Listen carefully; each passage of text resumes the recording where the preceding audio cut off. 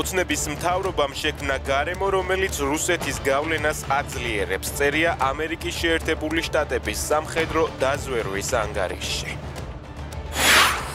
დარწმუნებული ვარ, ქალბატონ რობინ დანიგან ძალიან უნდოდა 26 მაისის ღონისძიებაში მონაწილეობის მიღება, მაგრამ მას ამის საშუალება არ მიეცა სწორედ Deep State-ის გავლენის გამო.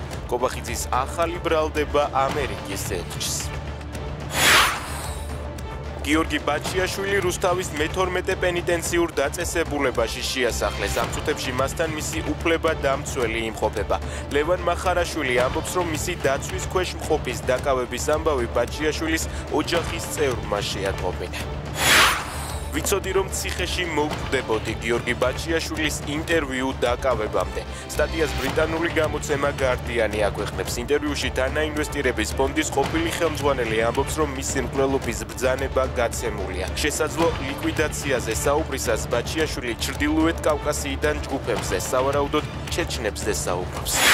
საქართველოს ფეხბურთის ეროვნულმა ნაკრებმა 2025 წლის ახალი საშინაო ფორმა წარადგინა.